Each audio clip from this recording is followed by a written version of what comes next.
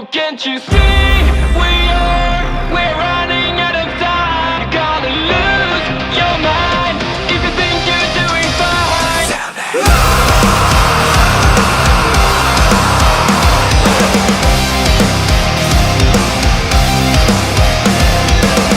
You can't describe it yet, but something is wrong. Where are your dreams now, and why don't you feel strong? Yeah, yeah. Every day, every night you try to find yourself. Don't live your life as someone else. This moment of the podcast, and yes, I know you're all thinking to yourself, where have I been? I haven't been around. Yeah, I've just had some stuff to deal with, some IRL stuff to deal with, and that, and it's caught me off guard, basically. So I am playing catch up, and I'm going to do that. So yeah, I've had some IRL stuff I've had to deal with, but I'm back. I haven't gone anywhere. I just had to go and take care of that business.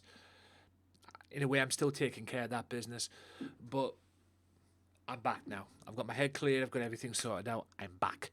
And this week, as you see this podcast, you will get a bunch of episodes going forward just to make up for lost time as well, because I've got a few things I want to talk about. So you'll get a bunch of episodes going in. I've got this one coming up, and then I've got Clash of the Castle review as well. Maybe talk about AEW on that as well, a little bit here and there as well.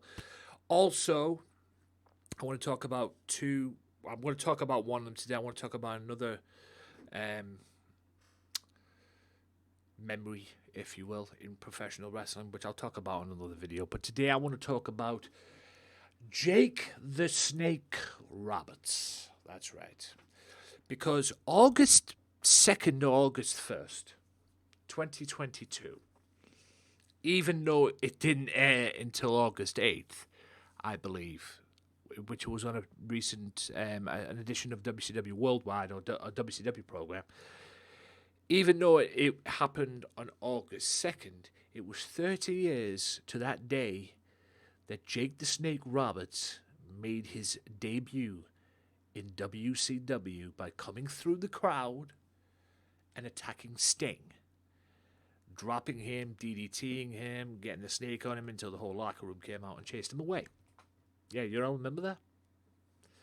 It was during a match between Nikita Koloff and Ravishing Rick Rude. Sting was at the announce booth.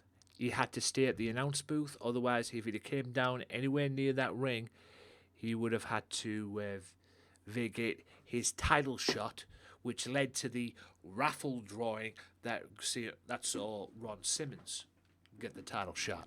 Long story, I know. But that was Bill Watts for you, I suppose.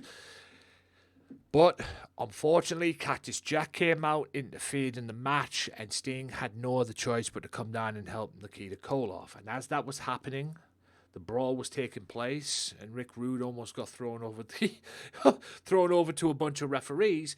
Jake Roberts came out and attacked Sting, making his WCW debut, which led to their feud, which was kind of underwhelming, if I'm being honest with you, if I remember correctly. You know, with the Halloween Havoc, where the snake bit Jake in the coal miner's glove match or whatever it was. You know, and the spin the wheel, make a deal kind of deal as well. Yeah, we all remember that, don't we? But what led up to all of that, and what led up to the reasons why Jake ended up leaving for WCW was because prior to that, was that 92? 92 was WrestleMania 8, wasn't it? Because WrestleMania 8, at that point, was Jake's last match in WWE. And he did the honorable thing for what they call it? For what's his face? The Undertaker. Because he was the second victim to the Undertaker's streak. But that wouldn't have happened because apparently Jake Roberts was promised a booking spot on the committee in WWE because they fired Pat Patterson and he was promised a role or he was promised that role. But Vince McMahon didn't deliver, did he? Because he kept the role for Pat when he returned. Because it was whole, Pat's sexual harassment thing going on at the time. And he was promised that role. If I remember correctly, he was promised that role, Jake. Or he claims he was promised. And Vince didn't deliver. So Vince held him up for the release. He didn't hold him up for money like Rory did.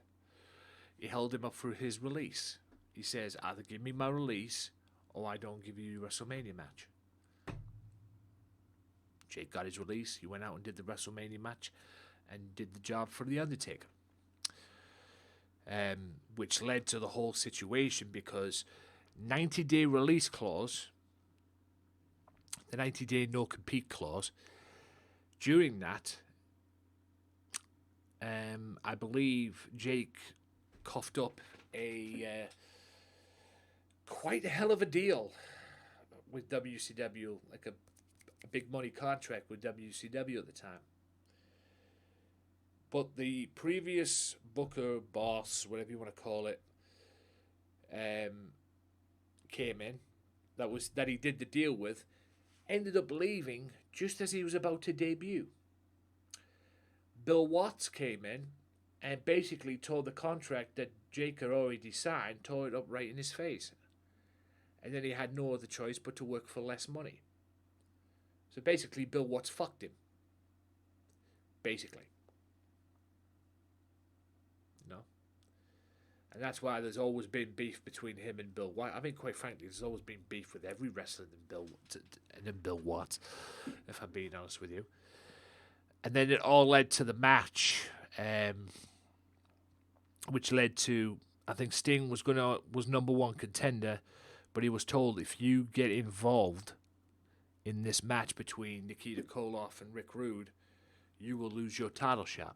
Unfortunately, he did, because Cactus got involved.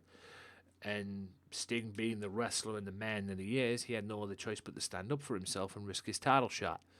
And stand up for Nikita and help Nikita out, which he did. Only to walk into Jake the Snake Roberts. And that was when Jake Roberts hit him with a debut. He came in and attacked him, pushed all the referees out the way. And I think he hit him with about 2 DDTs. At his neck a little bit. And just as he was about to get the snake on him, the locker room came out and chased him away. The WCW locker room at the time, I believe it was the Steiners. Brian Pillman, I believe, was in that. And Barry Windham, I think, was even there as well. So, and that was what led to the feud and everything. And Sting obviously got stripped of his number one contendership for the WCW title. And for some unknown reason, they went with a raffle. And Ron Simmons won the raffle. Don't ask. Again, WCW booking. No wonder they were losing money at this particular point in time. WCW went with Ron Simmons, and that's what led to Ron Simmons and Vader for the WCW Championship, and Ron Simmons ended up winning it. Which was not a bad thing, because it was cool to see at the time, Ron Simmons winning the championship. But the only reason he did it is because he was the type of guy that Bill Watts liked. Not knocking Ron Simmons. Would Ron Simmons made a great champion? Hell yeah, he would.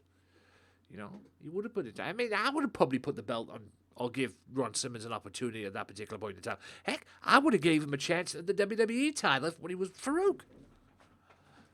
You know, and he did get a title shot because he faced The Undertaker in the main event at one point.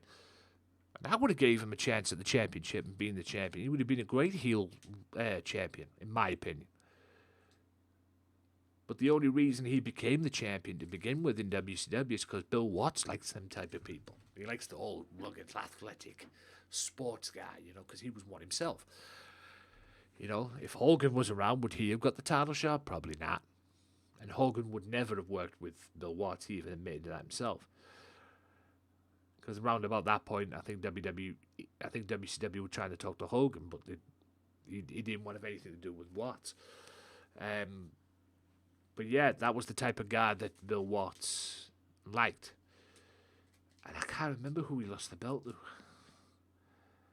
I really can't. I think he lost it back to Vader, and then I think they ended up eventually putting it on Sting eventually, as well. But yeah, that was WCW for you, and that was.